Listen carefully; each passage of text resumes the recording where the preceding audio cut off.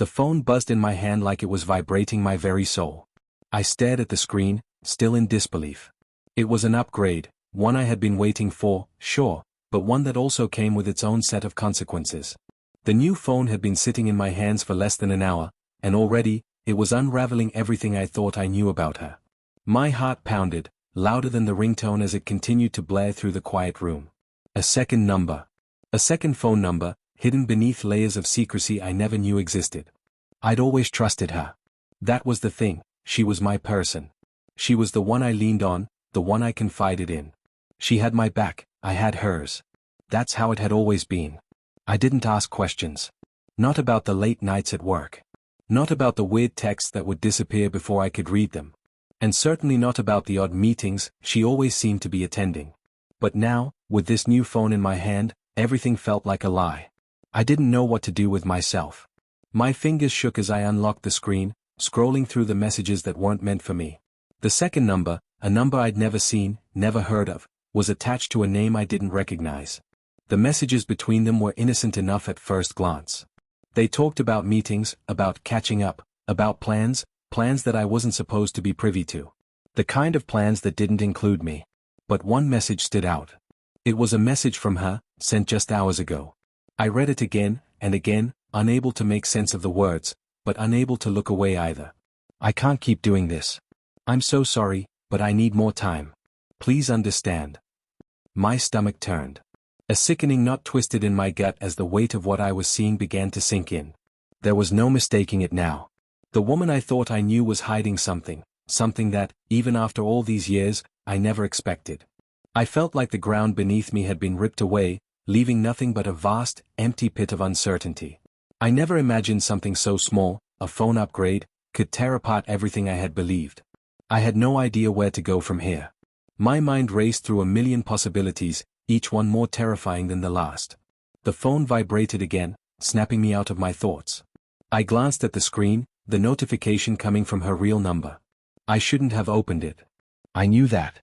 But curiosity had already overtaken me, and before I could stop myself, my thumb slid over the message. Are you coming home soon? It was a simple question. A harmless question. But I wasn't looking at it the same way anymore. I saw it through the filter of the messages I'd just uncovered. I saw it as a lie, one that had been carefully constructed over time. And the worst part? I didn't know how to confront her without shattering everything we had built together. For the first time in years, I was paralyzed by fear. Fear of what this meant for us. Fear of how she had hidden this from me for so long. And fear of the one question I didn't know how to answer, why? I set the phone down on the coffee table and buried my face in my hands. I could feel the tears threatening to spill, but I refused to let them fall. I refused to give in to the pain, to let the cracks show. Not yet. There was one thing I knew for certain, I couldn't go back to being blind to it all. No matter how much I wished it wasn't true, I couldn't unsee what I had just uncovered. But at the same time, I didn't know if I was strong enough to face the woman I thought I knew, the woman whose secrets had just shattered the world I thought we had built. The phone buzzed again. It wasn't her. It was a text from the unknown number, the one I now recognized as part of her double life. Where are you? You promised you'd be here. The words felt like a punch to the gut. A second life. A life I didn't know about, didn't understand. I couldn't just sit here anymore, pretending like everything was fine. I had to do something. I had to face her. But how could I confront her with this? How could I make sense of all these lies when I barely understood them myself? The phone screen dimmed, and the silence that followed felt heavier than the weight of everything I had just discovered. And in that silence, I realized the truth was as simple as it was painful. I didn't know who she was anymore. And maybe, just maybe, I had never known her at all. I should have been angry, but I wasn't. At least, not in the way I thought I would be. It wasn't the fury that burned my chest or the kind of rage that made you slam doors and yell. No, it was something colder, something more calculated. Something that made me feel like I was standing outside of myself, watching it all unfold from a distance. Like I was a spectator in my own life. I stood up, pacing the living room in a haze. The phone, still on the coffee table, felt like it was pulling me in, like it had all the answers I'd been too blind to ask for before. But how could I confront her with this? How could I even begin to ask the right questions? What if this was all just a misunderstanding? But deep down, I knew it wasn't. I had seen enough. Read enough. And now, I could no longer pretend that everything was fine. I picked up the phone and unlocked it again, hesitating only for a moment before scrolling through the messages. I hadn't intended to open them again, but something pushed me to. There were just too many questions. Too many pieces of a puzzle that didn't fit together. I found the message from her boss, the one that had felt like a harmless work conversation when I first saw it. But now, reading it with this new context, I couldn't ignore the implications. The flirtation hidden in her words, the sweet little inside jokes, the casual touch of familiarity between them. It wasn't a boss and employee relationship, it was something more. My thumb froze over the message. Could I really accuse her of something so blatant? I didn't even know what I was accusing her of. What had been happening between them? Was it just a friendship, or had something deeper started to form when I wasn't looking? Then I saw it. A photo. A picture she had sent to him. She was smiling, leaning against a railing somewhere that looked unfamiliar. Her eyes were wide with excitement, her hair blowing in the breeze. She looked happy. Too happy. But it was the background that gave me chills, somewhere I had never been before, somewhere that didn't feel like it should be part of the world she and I shared. It wasn't a place that matched any of the weekend trips she had told me about. I couldn't take it anymore. The air in the room felt suffocating, and I needed answers. I couldn't just sit here, letting my mind spin wild with doubt. I grabbed my jacket, slipped my shoes on, and made my way to the door. I wasn't sure where I was going or even if she would be there, but I had to see her. I had to hear it from her own lips. I stepped into the cool night air and walked to my car, my mind racing. What had I missed? How had I been so blind to everything? There had been so many late nights she'd come home exhausted, saying it was just work. So many excuses that I let slide, trusting her because I didn't want to believe anything else. But now I saw the truth. When I arrived at the office, the parking lot was quiet, almost too quiet. I stepped out of my car and approached the entrance. The building was dark, the lights flickering inside. I didn't expect anyone to be here, but I had to check. Maybe she was still working late.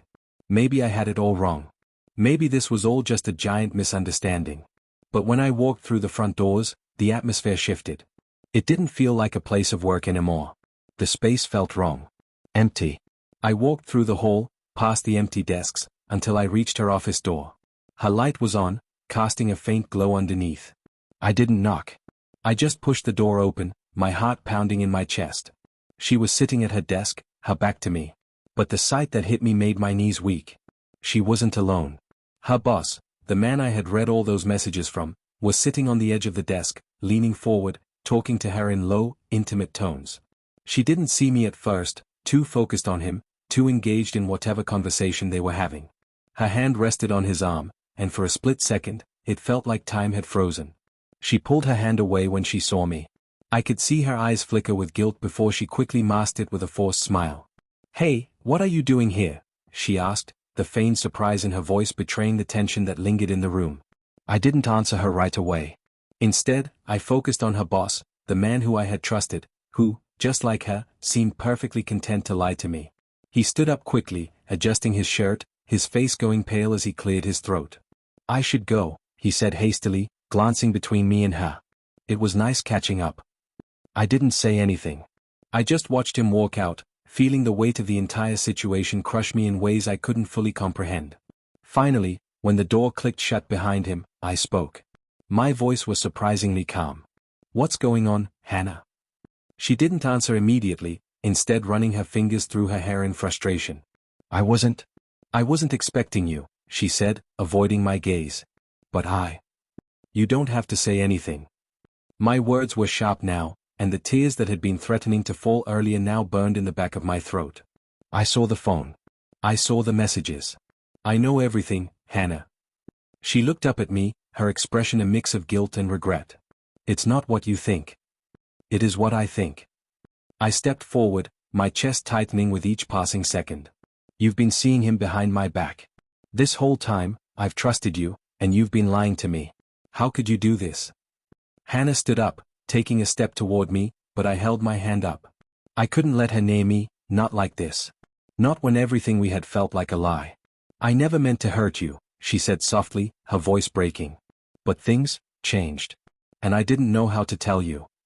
I could hear the desperation in her voice, but it didn't change the fact that I was standing here, betrayed, torn between the woman I loved and the truth I couldn't ignore. Then tell me now, I whispered, barely able to hold it together. Why didn't you just tell me? Her eyes filled with tears as she took a shaky breath. I was afraid. Afraid you'd leave. Afraid you'd never forgive me. But it was too late for apologies. The trust was gone. And once trust was gone, it was hard to see any way forward. Her words hung in the air like a thick fog. Afraid I'd leave? Afraid I wouldn't forgive her? Did she really think I would let this go? I should have walked out of the office right then and there. I should have let her answer for herself, let her face the consequences of what she'd done. But instead, I stayed rooted to the spot, feeling something much heavier than anger swelling up inside me. Disappointment. I had never been one to hold grudges, but this felt different. This wasn't just a simple mistake or an oversight, it was betrayal. The kind of betrayal that left you questioning everything you thought you knew about someone. It was as though the entire foundation of our relationship had cracked open, and now all I could see was the hollow space between us, where trust used to live. I swallowed hard, trying to push down the sting in my chest. I can't believe you thought that. That I wouldn't forgive you. My voice trailed off. How could I even begin to process everything? The late nights, the strange excuses, the evasive answers. It had all been building up to this moment, to this realization that nothing between us had been real in the way I thought it was. I had been living a lie. You don't understand, she said, taking a step closer. It was never about you, okay? It was about me, about something I needed that I couldn't give myself. I didn't mean for it to go this far. Something about the way she said that, the tone of her voice, felt almost too rehearsed. It felt like she had been practicing this speech for days, maybe even weeks. Maybe she had known the inevitable was coming. Maybe she had been waiting for the right moment to let it all spill out. But there was no right moment for this. There was no way to just ease into a conversation about betrayal. So, what is it then? What is it that you couldn't give yourself? I found myself asking before I could stop myself. Was it him? Was it the excitement? The attention? What was it? She looked at me for a moment, her eyes clouded with guilt, before she finally spoke. It wasn't about him, not really. She paused, collecting her thoughts. I got lost, okay? Somewhere along the way, I lost myself in all of this. I was so focused on making everything work that I stopped looking at what I needed. And when he started showing me that attention, well, I thought it was just something small. Something harmless. My chest tightened at her words. Harmless. How could she say that? How could she sit there and tell me that everything I had built with her, everything we had shared, had been so insignificant that she could just throw it away for something small? You really think this is harmless? I said, my voice shaking. You really think I'm just supposed to believe that? You've been hiding a second life from me. A life I didn't even know existed, and you expect me to just understand? That's not how this works, Hannah. Her face softened, and she reached out for me. I never meant for it to get this far. I swear. I just didn't know how to stop. It's not like I wanted to hurt you. It just happened. I pulled away from her hand before it could touch my arm. I don't care about the how, Hannah. I care about the fact that you did. You did hurt me. You let this happen, and now we're here, trying to piece together what's left of something that was supposed to be real. I shook my head, my thoughts racing. I don't even know who you are anymore.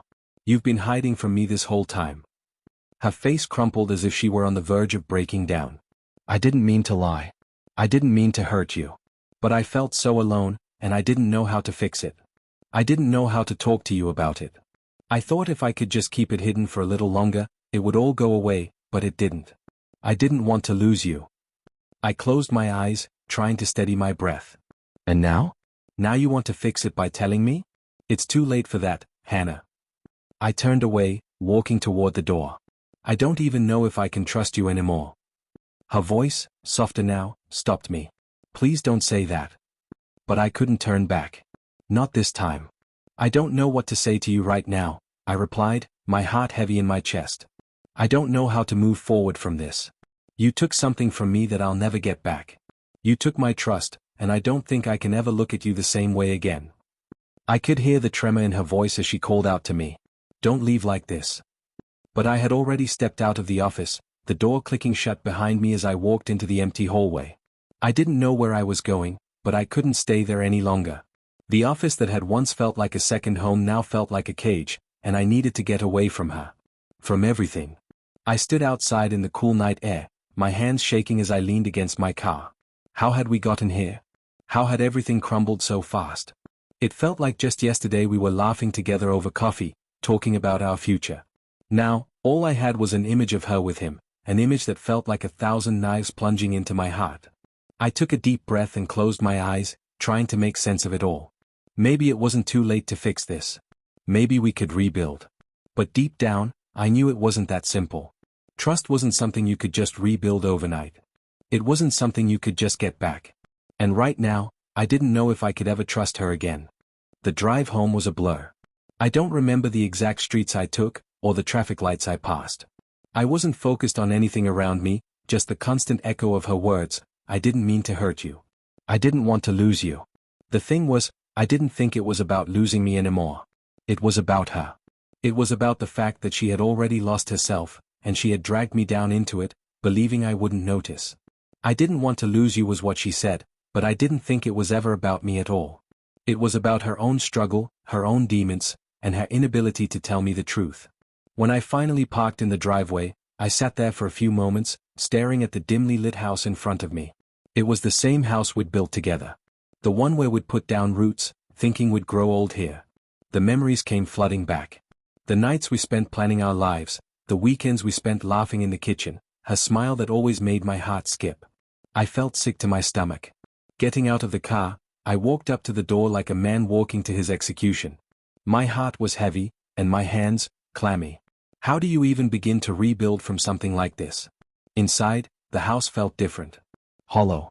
Like everything that had been so alive before had vanished. I wasn't sure what I expected when I walked through the door. Maybe I hoped she would be sitting on the couch, waiting for me, ready to talk, really talk, about everything that had happened. But instead, it was quiet. The house was eerily silent, like the air had thickened with the weight of everything that had gone unsaid. I walked into the living room, dropping my keys onto the table. The couch was empty. The TV was off. The lights were dim, and the house felt cold. I went into the kitchen. Nothing was out of place. The countertops were spotless, like she had spent the entire day cleaning, pretending nothing had happened. But how could she? How could she just pretend everything was fine? There was a piece of paper on the kitchen counter, folded neatly in half. A note. My heart sank.